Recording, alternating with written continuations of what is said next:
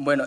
primero quiero mostrar un diagrama que ya se ha mostrado, creo, bastante, y es el esquema general de los elementos que se deben tener para poder desarrollar un tejido artificial, que realmente más que elementos son procesos, un proceso de expansión celular, un proceso de desarrollo de escafos, y se unen estos elementos para ir a un proceso de incubación del tejido, y luego de eso el tejido es implantado en el paciente. Sin embargo, todos estos procesos necesitan sistemas de control y de manipulación del proceso. Me voy a centrar específicamente en este, donde es más pertinente la utilización de bioreactores. Inicialmente, el bioreactor básico que se utilizó fue una caja de cultivo, que sería como la cámara de incubación de cultivo, y un sistema de control del ambiente del cultivo, que principalmente tiene por lo menos que controlar y mantener el pH, la temperatura y la humedad relativa para que el medio dentro de la incubadora no se seque y permanezcan las células en un ambiente adecuado para su crecimiento. Sin embargo, estos bioreactores de primera generación eran estáticos,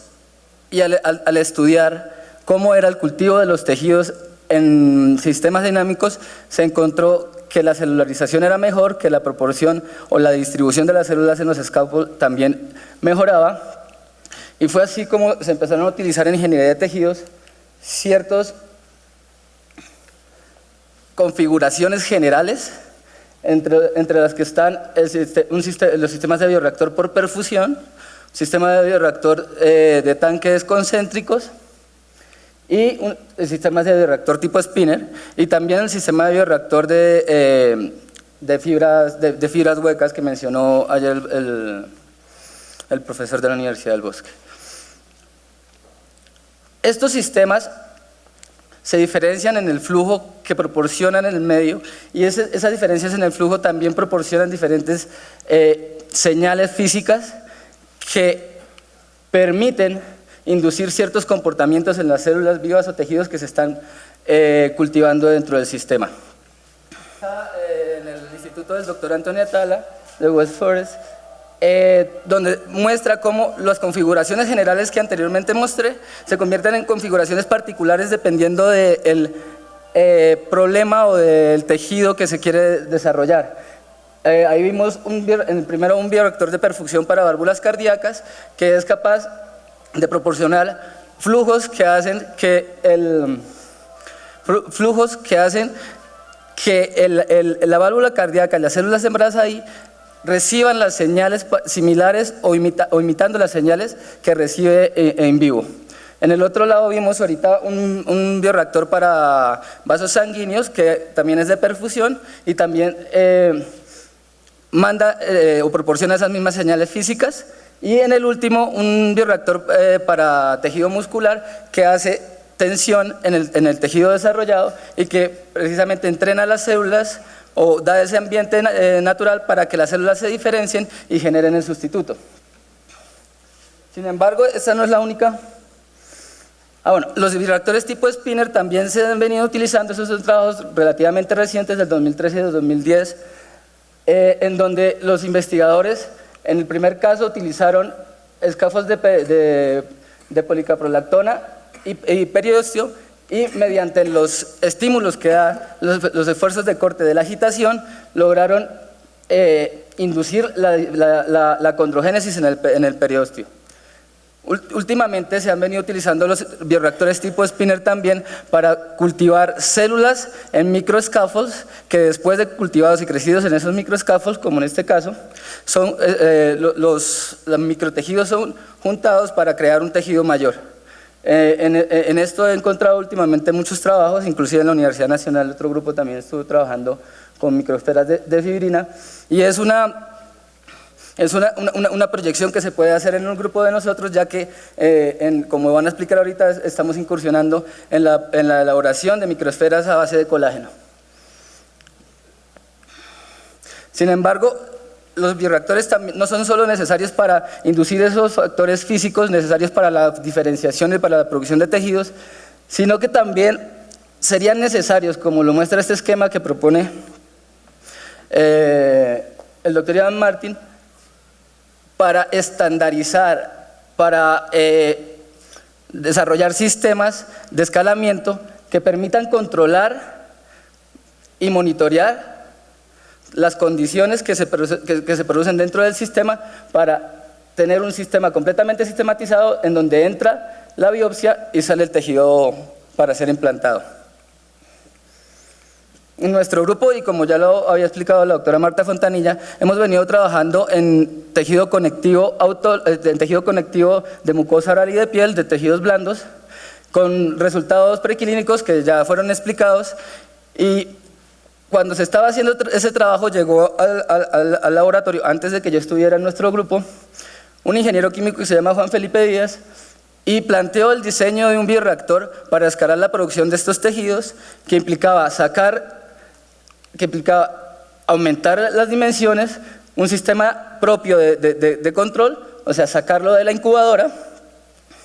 y básicamente se utilizó un diseño similar al que ya se venía utilizando para bioreactores más pequeños, que era un agitador en el fondo del bioreactor, unas bandejas donde se soportan los scaffolds y la transferencia de masa entre gas y líquido se realizaría mediante la aireación de una mezcla 5% CO2, 20% oxígeno y nitrógeno, que llenaría este espacio y proporcionaría mediante una diferencia de presión la transferencia de masa a través de las fases. Sin embargo, después de caracterizado este bioreactor y de demostrar que sí se podía producir tejido conectivo dentro, se presentaron algunos problemas que debían ser mejorados para que las células tuvieran mejores condiciones de cultivo, ya que este sistema no tenía problemas de transferencia de masa entre fases y tenía problemas de mezclado debido a que se formaban fluidos de recirculación o flujos estancados por el armazón interior del bioreactor. Entonces teníamos problemas de mezclado, por lo tanto tenía problemas de transferencia de masa en el interior de los scaffolds, y teníamos también problemas de transferencia de masa interfacial entre el gas y el líquido, lo que hacía que el pH no fuera bien regulado también. Luego de eso, en su trabajo de pregrado, la ingeniera Diana Nieto, que ahora es magíster en microbiología, cambió el sistema de agitación suspendiéndolo y colocando una geometría diferente con paletas, y mostró que el mezclado mejoraba de esa manera. Paralelo a esto, para mejorar ahora la transferencia de masa no interna en el medio, sino entre fases, se implementó un sistema de microdispersión y luego de haber cambiado toda esta configuración, fue necesario de nuevo hacer caracterizaciones y mirar cómo funcionaban con las células de adentro, con los tejidos adentro. Aquí empieza mi trabajo de maestría, que terminé hace unos años, y en donde mostré mediante la caracterización del mezclado que los nuevos sistemas proporcionaban un mejor mezclado, y estos flujos que se ven acá estancados ya se solubilizaban mucho más rápido, en 30 segundos, mientras que acá el tipo de mezclado fue casi 90 segundos. Esto se comprobó con ensayos, con un experimento donde se vio la función de distribución de distribución de flujos dentro del bioreactor, y esos resultados no los puse acá, pero confirmaron, que están en mi tesis, confirmaron que el mezclado del bioreactor con la nueva configuración era mejor y era altamente disperso, con lo que lográbamos tener una homogeneidad mucho más rápida. Para este ensayo lo que quería mirar era qué tan rápido el sistema podía controlar o llegar al pH ideal para el cultivo de fibroblastos, que es desde 7.2 hasta 7.8, o sea, el límite superior de 7.8, colocando un medio simulado que tenía bicarbonato de sodio y glucosa, y utilizando cada uno de los sistemas de aireación, midiendo el pH para ver cuánto tiempo tardaba desde el punto inicial, que era 8.4, hasta llegar al 7.8, y vimos que era mucho más eficiente el nuevo sistema. Luego y eso fue corroborado con el cálculo de la constante volumétrica de transferencia de oxígeno. Así. Y luego se calculó también, mediante la relación de las difusividades moleculares y la constante de oxígeno, la constante volumétrica de transferencia de CO2, la cual también fue mucho mayor en el nuevo sistema, que era con el sistema de dispersión y el nuevo agitador. Luego de eso cultivamos células con scaffold dentro de los bioreactores de cada uno de los sistemas para comparar, y medimos el oxígeno durante todo el proceso, y efectivamente la concentración de oxígeno, la tensión de oxígeno en el sistema que utilizó el microdispersor siempre fue mayor que cuando no se utilizó el microdispersor, sino que se hacía por la superficie. Durante el proceso medimos señales que son representativas del metabolismo del crecimiento celular, como es el pH y el consumo de glucosa. Y vimos que el pH bajaba mucho más rápido cuando estamos utilizando el nuevo sistema de microdispersión, el nuevo agitador, y también el consumo de glucosa, con lo que creímos que el crecimiento era mayor en el bioreactor con la nueva configuración. Luego hicimos cortes histológicos y vimos efectivamente que las células estaban mejor distribuidas cuando utilizábamos el nuevo sistema que cuando utilizamos el anterior, y además aparentemente había mayor celularidad. Cuantificamos utilizando un kit Sequan que cuantifica el ADN total después de haber lisado las células y haber degradado los scaffolds de colágeno, y vimos que sí, que el número de células por soporte era mucho mayor, era mayor cuando se utilizaba el microdispersor, con significancia mayor al 5%. Ya teniendo esto, se planteó un proyecto que fue el proyecto de tesis de la ingeniera Diana Nieto, donde se quiso medir, utilizando las herramientas que ahora teníamos en el laboratorio gracias a la doctora Rosa, las citoquinas que se producían en el medio de cultivo, para mirar el potencial que podría tener este bioreactor para producir medios condicionados. Bueno, acá vemos la micrografía aumentada, donde se ve además la producción en el día 7 ya de matriz extracelular y de nuevo tejido. Después el nuevo experimento se dividió en dos partes. Una parte donde poníamos los dos bioreactores en la misma condición. Luego de 8 días cambiábamos el medio de cultivo. Los primeros 8 días eran días de crecimiento de las células, por lo tanto ese medio de cultivo tenía suero fetal bovino. Luego retiramos ese medio, lavamos con PVS todo el bioreactor y los soportes, y lo cambiamos por un medio que no estaba suplementado. ¿Por qué? Porque el suero fetal bovino iba a interferir en el análisis y seguramente también en la producción de los factores de crecimiento. Y además pusimos dos condiciones diferentes de oxigenación, que se fueron posibles colocarlo gracias al nuevo sistema de microdispersión. Luego de los 14 días sacamos los soportes y miramos la viabilidad celular mediante MTT. Los soportes se pusieron en MTT y se esperó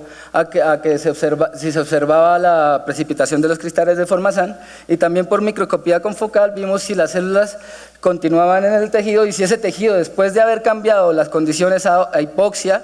y sin suero fetal bovino, seguía siendo viable para su uso in vivo. Luego de esto, durante todos los días del proceso de producción de factores de crecimiento, fueron tomadas muestras donde se cuantificaron mediante la técnica de biosensores de plasmones de resonancia 3 diferentes grupos de citoquinas. Unas que están relacionadas con los procesos de neovascularización, en donde se vio, en todas las gráficas vimos un comportamiento parecido, y es que no tiene ningún comportamiento, no tiene ninguna tendencia. Eso quiere decir, y es lógico, porque una vez que cambiamos las condiciones de cultivo y le quitamos el medio, las células se estresan y llegan a querer otra vez llegar a un estado de homeostasis, con lo que, dependiendo de las condiciones, la producción de estos factores no es acumulativo. Pero sí quiero mostrar una cosa en los primeros días, y quiero enfatizar en estos primeros días porque antes de eso todo el bioreactor y todos los tejidos tenían las mismas condiciones de cultivo. Luego se cambiaron y uno tenía normoxia y el otro tenía hipoxia. Entonces, en el primer punto es el primer cambio entre condiciones iguales a condiciones diferentes, y podemos ver que, por ejemplo, el factor de crecimiento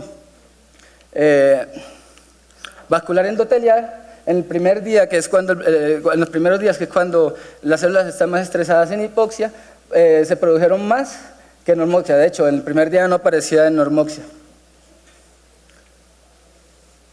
También miramos factores de crecimiento relacionados con inflamación y